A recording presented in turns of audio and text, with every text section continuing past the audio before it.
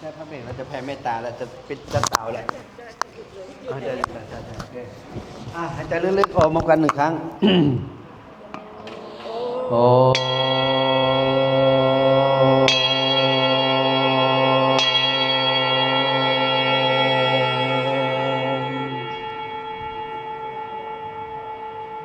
สงบจิตสงบใจสัก1 นาทีนะน้อมอุทิศส่วนบุญกุศลที่เราได้ตั้งใจเรียนมาใน2 วันนี้หรืออดีตที่เรียนรู้มา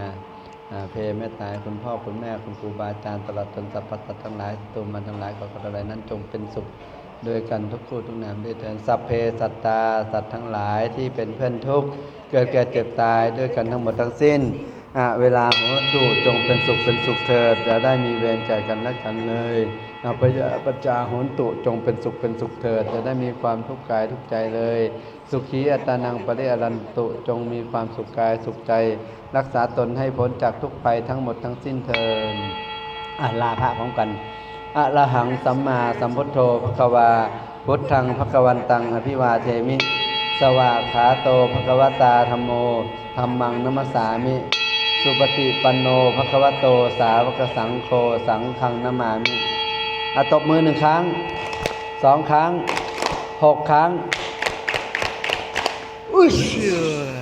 อุชอุชอุชอุชอุชตอนนี้ใครเมื่อยใครไม่สบายใครไม่อะไรก็รักษานวดกันได้นะอนุโลมอนุญาตนะแต่จะจัดหนักเกินไปใครที่หนักเป็นหนักไม่สบายเดี๋ยวไปนอนบนเตียงได้เดี๋ยวช่วยเคลียร์ให้นะโอเคนะวันนี้ก็เอาไว้แค่นี้เดี๋ยวประมาณ1 ทุ่มนะวันนี้เราเลิกเช้านะ1 ทุ่มเดี๋ยวเราเจอกันที่ลานทรายนะด้านหน้าใครที่มีใครที่ยังไม่ได้เป่าเมื่อวานถ้าอยากจะกลับอยากจะสนใจเป่าไปกลับใช่ไหม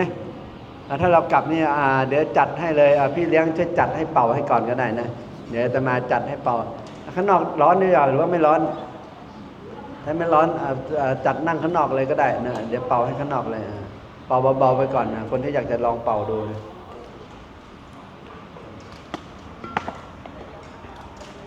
นะ